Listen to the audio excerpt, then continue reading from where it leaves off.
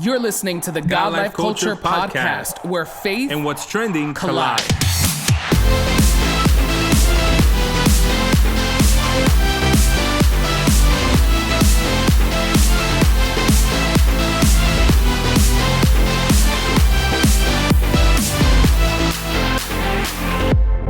Welcome to the latest episode of the God Life Culture Podcast. This is Eddie. What's up, everyone? This is Miguel, and we are so thankful that you are tuned in for another episode of the God Life Culture Podcast. If this is your first time listening, welcome to the God Life Culture Podcast. Hit that subscribe button so you can be notified every time we drop a new episode. We are so thankful that you chose to listen to us today. And if you are a returning listener, we just want to say welcome back. We hope that you have been catching up on all our episodes, that you are caught up and ready for today's conversation. Over the last few weeks, I was just telling you earlier, we've had a lot of new listeners and a lot of people, joining and listening every week. So we just want to say thank you and welcome. And, be sure to share the podcast, subscribe, leave a review, a rating, do all of those things. Yes. So we're excited about today's conversation. I think this is a good one. Yeah, today's a cool one. It actually stems from an experience we had a couple of weeks back. That sounds so major, an experience we had. But yes, yeah, it was an experience. A moment, a situation. I don't know, a blip in the timeline.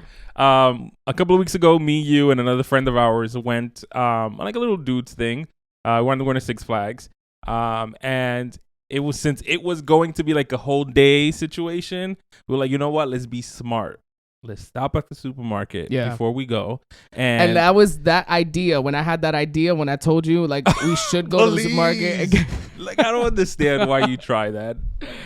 I think by now our viewers and our listeners know that I am the planner. So I don't even have to justify what you just said. Okay. But anywho's, the idea was, let's be proactive. And since we're going to literally be out there all day, instead of buying breakfast, lunch, dinner, snacks, at the park, it would have made better sense to just like, let's go get some stuff. Let's make some sandwiches and do all that or whatever. But it was funny because I think that, it isn't until you're put into certain situations with like your friends that you pick up on certain particularities that they have, certain preferences.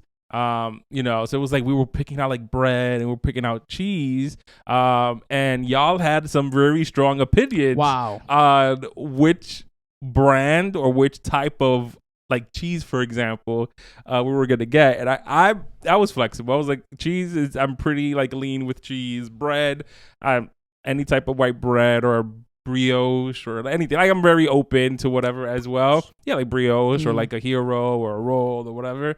But I thought that was very funny, and that led us into like having another conversation about like individual particularities. Like, what are things that you're like very specific about? Yeah. I mean, I think it's all a matter of perspective. You seem bothered by the fact that we had a particularity, right? But you don't have to stay bothered. It's okay, right? But someone is definitely, I don't know. Let's clarify. Clarify again. I'm obviously not bothered at all. I am feeling fantastic. I thought it was a funny situation, which lended itself to a great conversation. Yeah. No, I mean, seriously, I think the idea, and we were talking about this, that we kind of all have like certain preferences, right? Mm-hmm. And it's for different things. Like some people have like strong preferences when it comes to food or like places or what they do and all of that, right? But like, I think for me, I don't think about those things so much.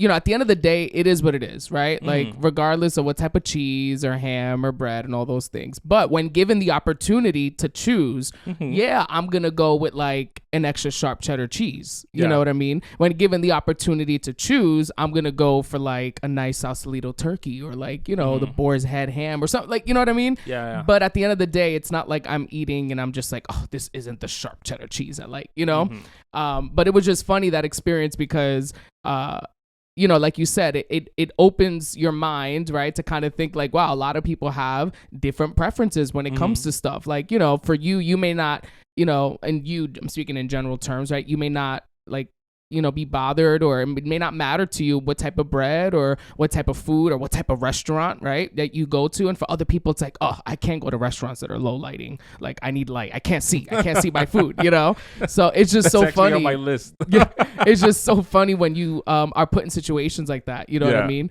And then it was like the same thing. We're like, okay, are we doing mayo? We're doing mayo. Okay, we're gonna get mayo, right? And then it was like, what type of bread? It was like, well, I don't like this bread. Okay, well, I can do that bread.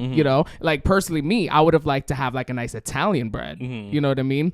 But again, those are just preferences. So it's funny, again, like we said, when you're put in those situations where it's like, wow, like, really, you like cheese like that? You like your turkey like that? You like your bread like that? Okay. Like, for instance, peanut butter. Do you like peanut butter and jelly? It's fine. Okay. So, or any type of sandwich, right, that you use like regular bread for. Are you a person that will take the crust off the bread? No. Right? Yeah, me neither. I know people that like will sit there and take the crust off the bread, even just in the sense of like peanut butter, right? There's crunchy and then there's the creamy peanut butter. Yeah. I love crunchy peanut butter. What about you? I don't think I've ever had crunchy peanut butter. Right. But so, I don't have peanut butter like that. No, I was gonna say, like, I don't have in that situation I wouldn't have a preference, or my preference would just lean that I haven't experienced the other one. Yeah.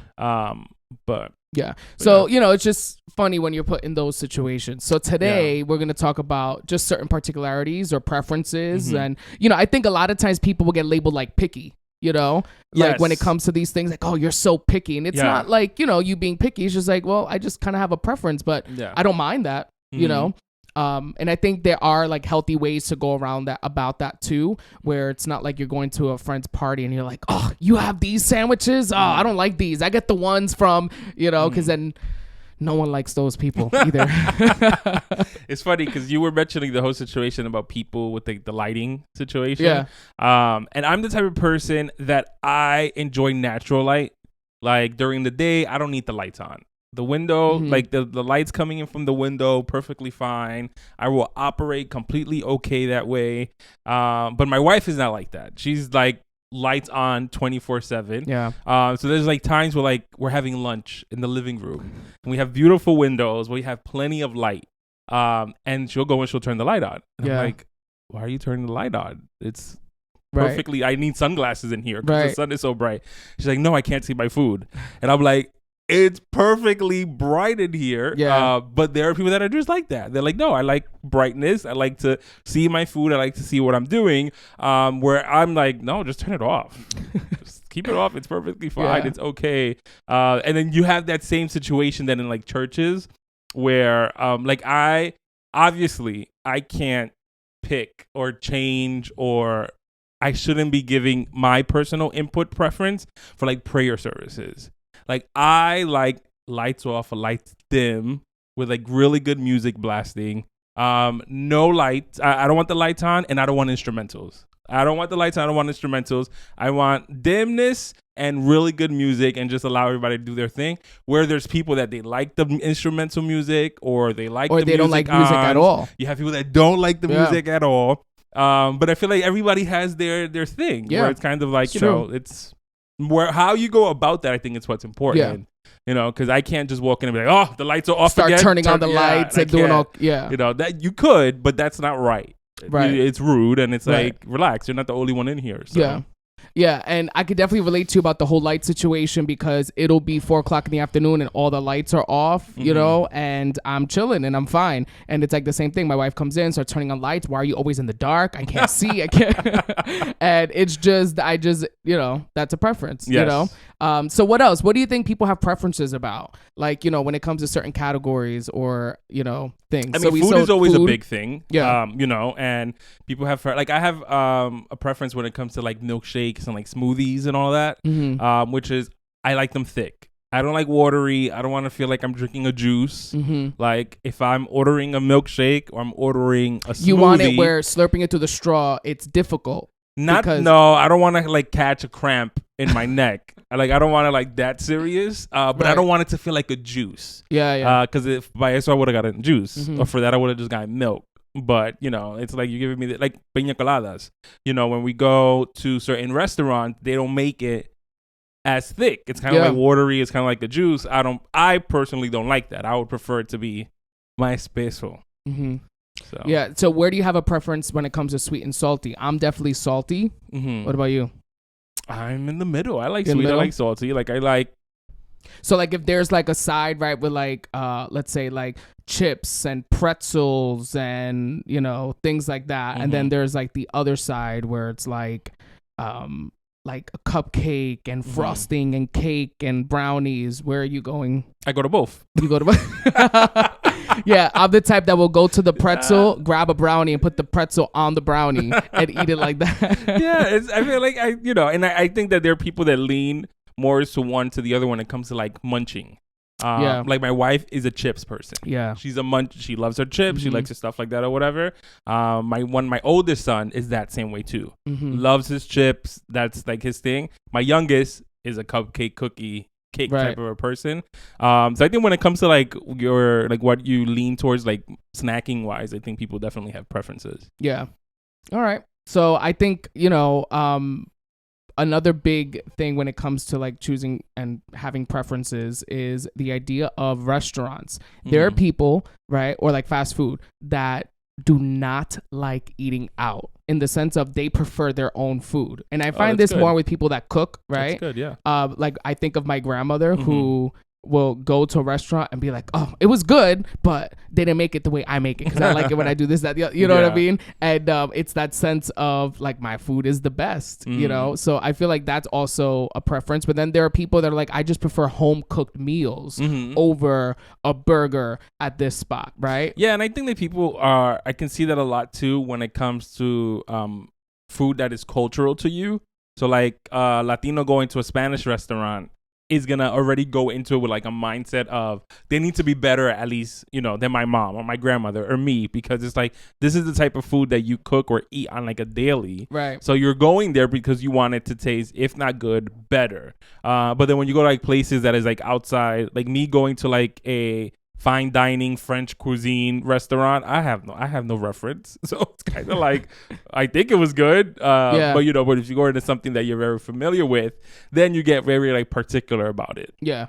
So yeah, I agree. Like for me, one of the big things, and this is like across the board, I just don't like wet food. Like so, for instance, like like certain meats, right, that like my grandma makes like that stew material type, that stew texture, like or something like that. Yeah, I can't, really? I'm not a fan of like that, like meat that's like in a heavy like liquid or like a heavy, like type of, maybe not so much sauce, but like I'm not a fan of chicken parm because of all the red sauce that's on the chicken. But if it's like a crispy chicken parm and I can like take away some of the sauce and whatever, then it's like, it's really good. But that's like the same thing with like seafood. I think I've tasted all types of seafood, but I think the biggest thing that I don't like is the idea that it's like slimy or like spongy, like textured, some of them. So I think I lean more towards like the crispy, crunchy, side of foods. That's always good. I definitely, I'm the type of person I'll be, where there's people that are like, oh, I'm in the mood for something sweet, or people that are in the mood for something like salty. I'll be in the mood for something crunchy. Like no matter what it is, I just need that crunch. So that's, those are things that happen. And I think that at the end of the day, particularities are not bad.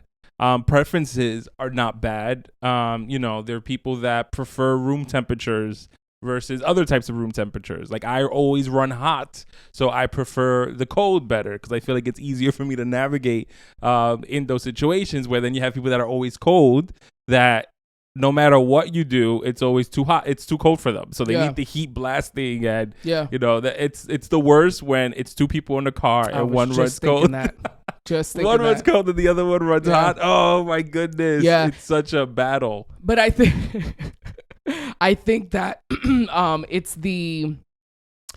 it opens up a good conversation point when it comes to the idea of having preferences, and then, when it involves other people as well, and the idea of thinking of others, right, before yourself sometimes in those moments. Because perfect example, like you said, the, car situation, for me, I will blast the AC like all all the time, and like we were saying earlier, my wife will be cold and it's like, ugh, I am so hot right now, right? But in that moment I can choose to just kind of be like, I'm hot, you're cold, put on a jacket, I'm not wearing a jacket and I'm hot, right? Or again, thinking of that other person, you can, either compromise, meet in the middle. So now some cars have like, the dual systems where it's like, okay, I'll put cold on my side, you can put the heat on your side, and we're kind of both okay. Except I'm the person that every time I turn, I feel the heat slap me from the right.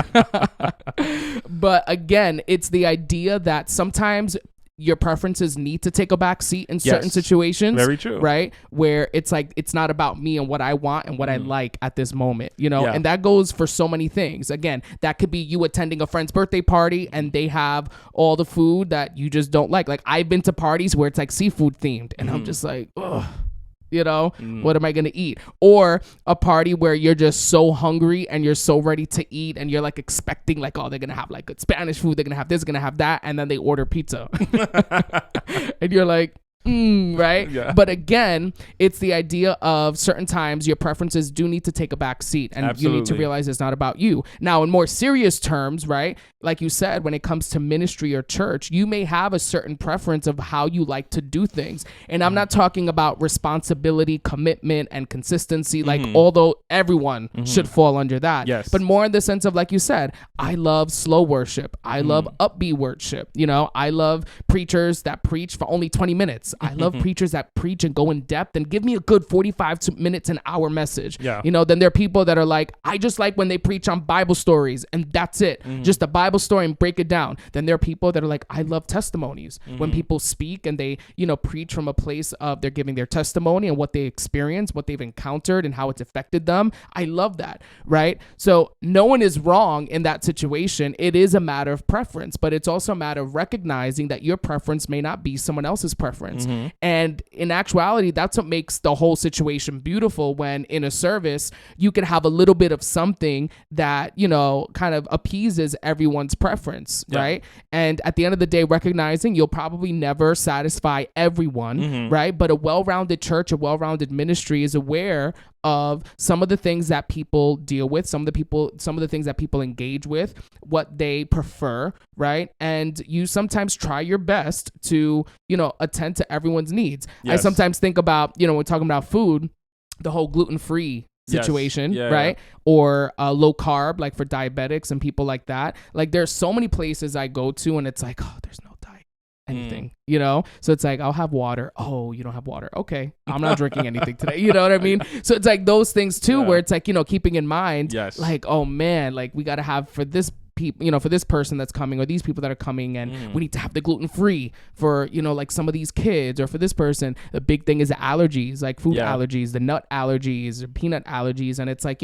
keeping all those things in mind. And I think that ultimately love is kind of that motivation. Yeah, absolutely. When you love that individual, when you love those groups of people, you'll remember, some of those preferences or some of those things that you have to do, for their well-being, for them to feel included, for them to feel loved and appreciated and, a part of the event and whatever is happening. So there's so many different ways that, we can kind of go around when we talk about preferences and being particular. And it really is the way you deliver it and the way you go about it. Yeah. And I think that, one of the things that your preferences and knowing how to have strong relationships should teach you is about being mindful of other people and their situations. Yeah. So we spoke about like the allergies, we spoke about like the food particularities, but you also have, you have to be mindful of other people's financial situations. If me and a group of friends are deciding we want to go to the concert, and I may be the type of person that I love to sit at the front row, all the way at the bottom, right? I want to feel them singing at me. Sweat. Or I want the sweat to hit me on the forehead. Those tickets are way more expensive than if we sat at the bleachers. So just because that's my preference, I can't be like, no, if we're not going to sit in the front, I'm not going. That's it. It's too bad. You just have to be mindful. So people may not have that ability or may not be able to afford that or may not be able to do what you want to do. So then you should learn how to compromise and be like, you know what? What's important is that we all go together. So let's find a price point that's effective and everybody feels comfortable with. Yeah. It's like people that, like they do like different plans or different, like, hey, like I remember being invited to a birthday dinner, not knowing where the restaurant was or anything like that. And it was a restaurant I had never been to. It was I was invited by a friend, and they invited a bunch of friends that I didn't know either. And they were like drinking and having a good time. I had maybe let's say a $10 plate or whatever. I didn't really eat much. Ooh, I already know where and this then is going. at the end, they were like, all right, let's split the bill. Ooh. Oh, child. I was like, split the bill with all of y'all but then that's a situation that you're like, first of all, you're looking at your friend like, why did you put me in that situation? I'm the one that grabs the receipt and makes sure, like, whenever that happens, that it's like pretty even or around the same situation. But I have been in situations where I'm like, yeah, I need a separate bill. Yes. No, and you sometimes have to advocate for yourself in that way, you know? And it really depends. If you're going with that mentality, like, you already know we're going to split the bill, then you kind of order something like, that where okay, we're splitting this. You know what I mean? Yeah, but I think it's also like the social pressure of being around people you don't really know. Maybe you had a great time. You had a great time, but they got lit. They had 2 drinks or whatever that were $20 a piece, and so it adds up, and then you go from like, my bill was gonna be $20 and now it's $73.50. It's kind of like, like you're looking at your friend like, you really put me in this situation to have to like be the party pooper to be like, nah, like that I could split that. I'm not gonna and even when you're with a group of friends, it's still like a weird position to be in, where it's like everyone's like, oh, like you don't split the bill. Why not? But I think with friends I have no pelo en la lengua. I'll be like, yeah, bugging, because that's not what happened. I only had 1 crouton. Don't come at me. So I think it's a little different. And I think that, with friends, you're also mindful of, who bought what. Hopefully. So, yeah, I at least particularly with me, like, when I go out, like, we've gone out and stuff like that, I'm like, oh, yeah, let's just split it down the middle. Because I know that I didn't order anything crazy. You didn't order anything crazy. So it's kind of like, forget about trying to figure out the numbers. Just split it type of situation. But, those are things. There's some people that they have the money and the resources and don't care about it. They're like, yeah, let's split it. I don't care. And then the other people was like, you don't know my financial. We spoke about this when we spoke about the gifts. You don't know my financial situation. So don't do that. Like, you don't know. And plus, maybe I could be balling. I could be rich. That don't mean I want to spend my money on you. So it's kind of like, people have to be very mindful of that as well. I like the point you bring up about being mindful with others, because I think, again, sometimes your preferences or your choices and what you would prefer is very much about you, and it forgets about everybody else and excludes people. And I think that's where people get hurt in the process too of a lot of times our decision making, right? Because of our preferences. I remember particularly years ago, I had a friend that, every time we would travel, in a group, in a car or in a bus, he was always very car sick. Right. And it was like he couldn't sit in the back, he needed to sit in the front. So it was a matter of making sure, like, this isn't just a preference because you just want a the view in the front, or you just want to be comfortable in the front, right? It's more of you get sick when you're not in the front. So it's making sure, like, listen, grab the front seat. You're sure? No, I'm good today. I don't need it. And then it would be like, I remember maybe coming back or on the way back, it was like, we need to pull over or just switch real quick, because he's not feeling well. So again, your preferences kind of have to take that back seat, and you just have to think of others just a little bit more. And there's always a balance when it comes to that, because then there are the individuals that don't care for themselves, right? And they're always trying to please other people and always trying to make sure everyone else is satisfied, and then they're not, so it's always making sure that there's a healthy balance to how you go about handling your preferences and making sure that everyone else within your group or friend group or circle is taken care of. Because it's also recognizing you may not get what you want, and you may not get the preference that you want. I love a window seat, when I fly. I may not always get that. You know what I mean? I prefer window seat by the wing of the plane.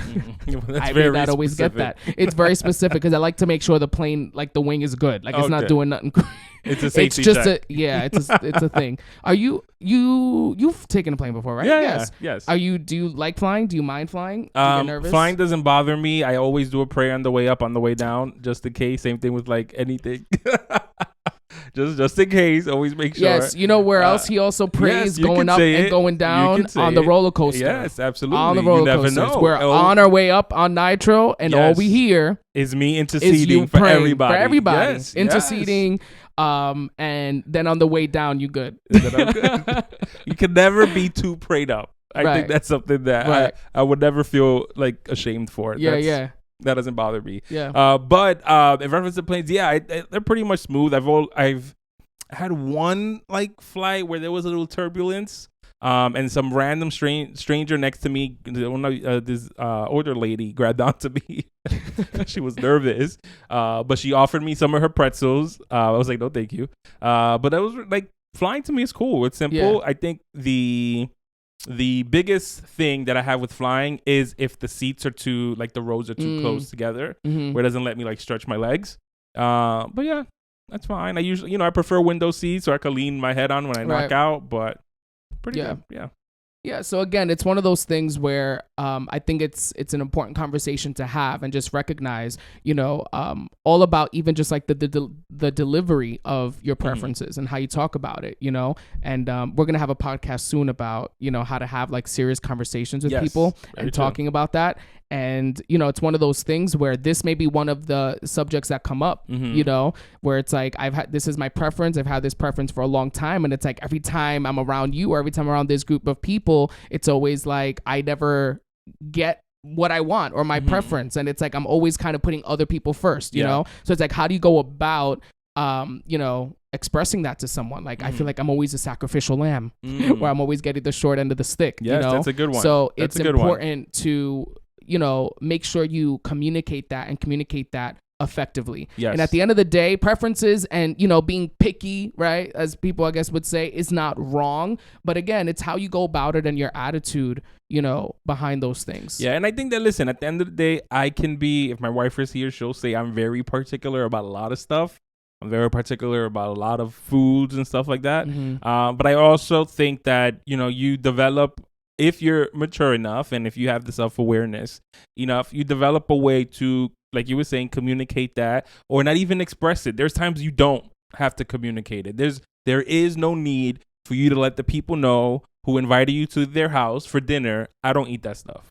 Like, sometimes it's kind of like you just power through it, or you just whatever the situation is, because you also, that could be your preference or that could be what you like, but at the end of the day, you also don't, you learn to read the room and not make somebody feel bad. Be mindful of their feelings, their work, their effort, their energy that they put into this, them inviting you, all of that's very important. Yeah, because then, I feel like if I was to be like, oh no, I'm not into those vegetables or something like that, then they'll like start scrambling. You know what I mean? They'll be like, oh no, yo te hago, I'll make you this, I'll make you that. It's kind of like none of that is necessary. It's perfectly fine. And I think that a lot of times when you have these certain preferences that come up, people, when they hear that, right, when they hear something you say like that, when it's said not in the best way, I think they develop a certain assumption, right, or a certain narrative about you and maybe what you like or what you prefer, because a lot of times it's like, oh, but the last time when I did this, you said this, so I thought that you didn't like, or I thought that you just didn't like parties like this because the last time you said there was so many people here, wow, and you weren't expecting that.